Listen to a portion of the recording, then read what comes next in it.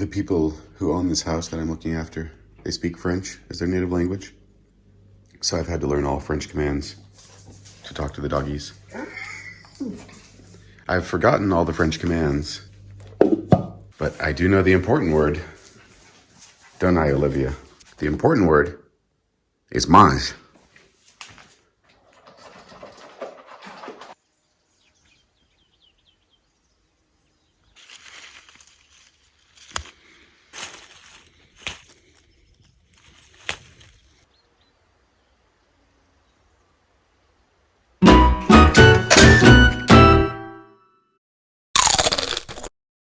Bye, baby girls. I'm very sorry that you could not come with me. It's about 9:30 in the morning. My face is shiny for some reason. I don't know why my face is always shiny. It's a great day to walk to Portugal. But this is the mountain pass that I need to cross to go to Portugal. These trees right here, these are cork oak trees. And this is where wine cork comes from. Any kind of cork, really, like cork board, wine cork, anything. These were harvested this summer. You can harvest the bark every 9 years. And so 9 years from now, they'll come back and they'll strip the bark off of this tree again. And they can live for a couple hundred years. So it's a lot of cork that they produce.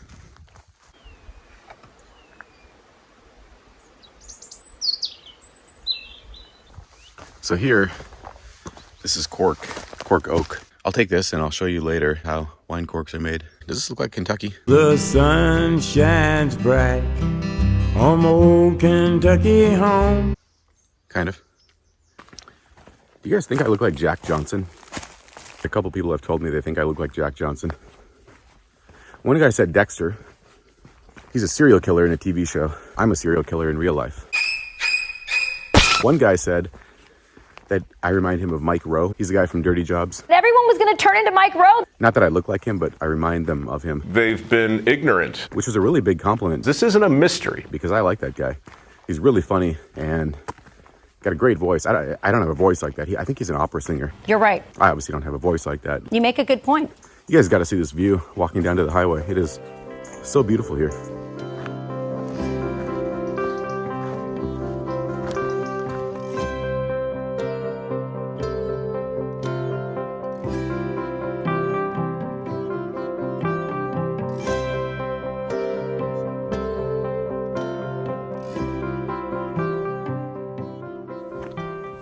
So these are all chestnut trees here.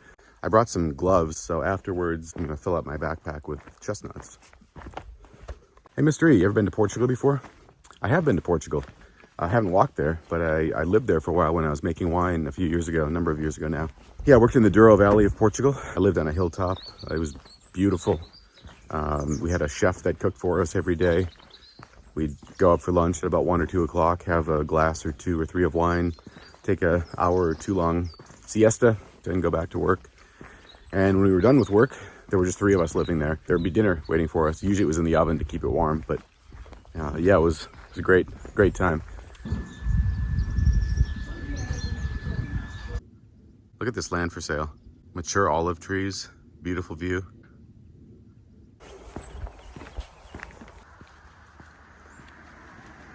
When I was visiting my parents last summer, they had a newsletter from the high school where I had graduated many moons before.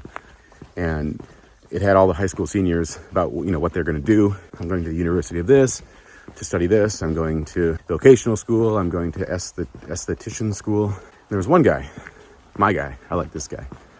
Under his name, it said travel. It didn't say where he's going to travel. It just said travel. And I think that's so cool. I knew how important travel was when I was his age, when I was 18 years old. I just didn't prioritize it because, you have to go to college, you have to get a degree, you have to make money so you can raise a family to do the exact same thing that you did when you were, and this kid, he seemed to get it. And, in high school yearbooks, how they say most likely to succeed, whatever that means. If I had to bet in 10 or 20 or 50 years time, the most fulfilled kid from that graduating high school class is going to be the travel kid. I'm pulling for him. 20 years of schooling and it put you on a day shift.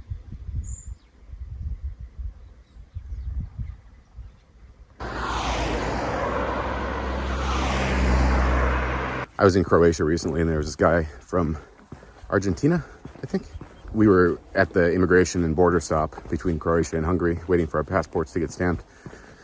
And so we talked a little bit, and he said, I travel until I run out of money, and then I work until I have enough money to travel again. I think that's just such a great life plan, and I wish more people would do that. Especially Americans. We sometimes forget that there's a whole big world out there. A whole new world. Don't you dare close your eyes. Here we are. La Frontera.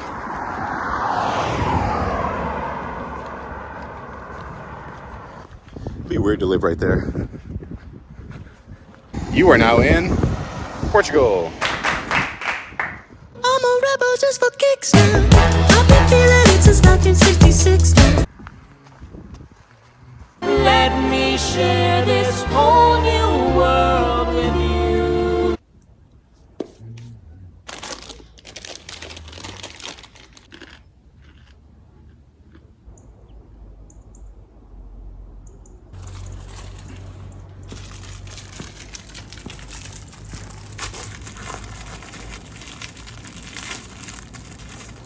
I'm gonna hike up that mountain because there are some cave paintings up there. So let's go take a look.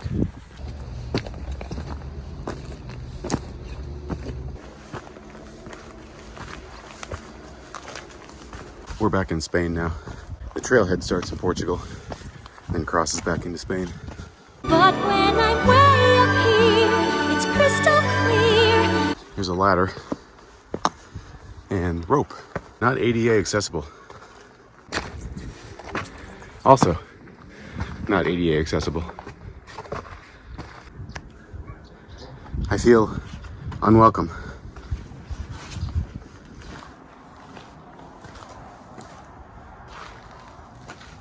The plaque said that these are from the Neolithic age. They figure about 5,000 to 3,000 BC.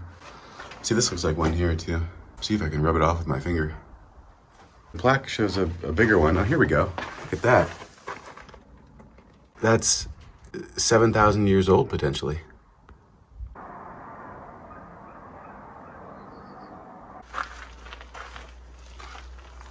Hello?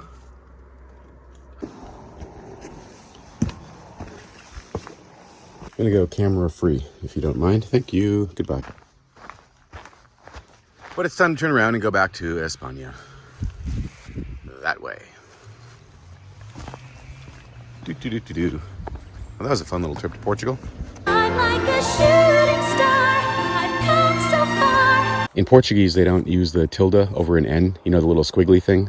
So to make the nia sound, they put an N before an H. So España. And it's the same with the letter L. Anytime you see an L preceding an H in Portuguese, it makes lia. So we are leaving Concelho de Marvão and entering España. I can't go back to where I used to be. Hello, España, and goodbye for now, Portugal. Hola. So here's a good one to know if you ever travel in Europe. If you ever come to a road that narrows or like a one-lane bridge or anything like this, you'll see a sign with a white arrow and a red arrow. If the white arrow is pointing in your direction of travel, that means you have the right of way. But you see these signs throughout Europe. So white arrow means you have the right of way, and red arrow means you have to yield if it's in your direction of travel. Hola.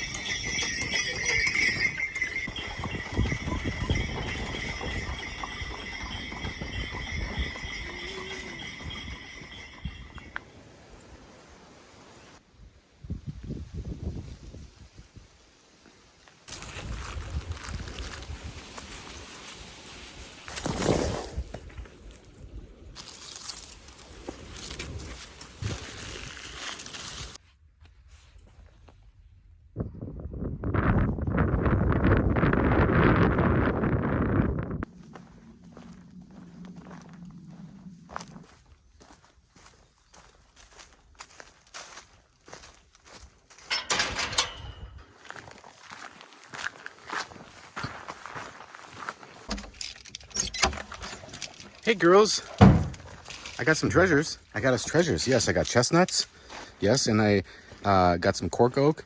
Hi. Yes, I have not seen any other dogs today. No, I have not. All right, go play.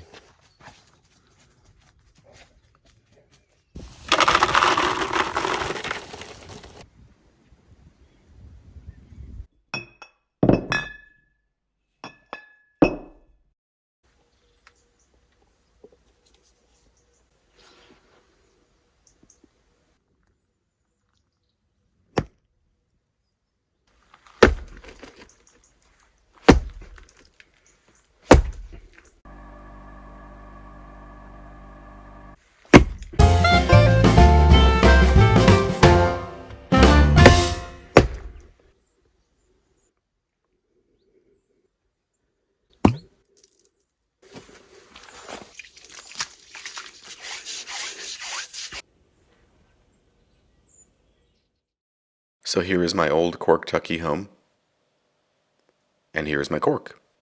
To make the best quality corks, a plank like this gets pushed up against a machine that has a piston with the same diameter of a wine cork, and that piston punches out corks. These are the best, most expensive corks and are great for aging wine as they allow a tiny amount of oxygen into the bottle, which helps develop tertiary flavors and aromas. This original plank now has holes on its side where the piston punched out corks, and this leftover piece gets thrown in with a bunch of other leftover pieces and pressed together to form agglomerated corks like this one. So all those little pieces, they're from leftovers that got pressed together.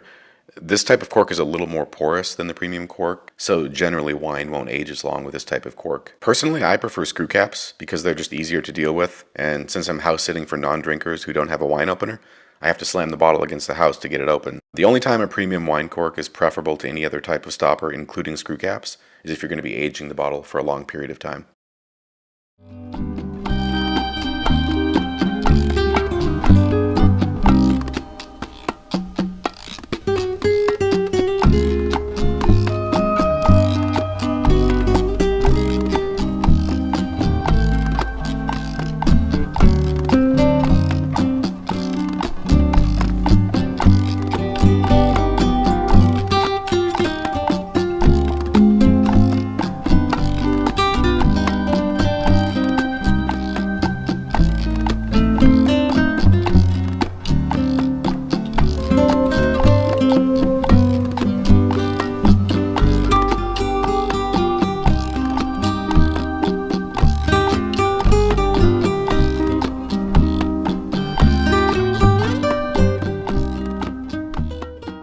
This is a Dateline mini mystery. Finally, the police called me and they found his car. What did they find when they opened up the trunk of that car? It was my boyfriend's body. Was he all right? No, he was dead. Oh, no.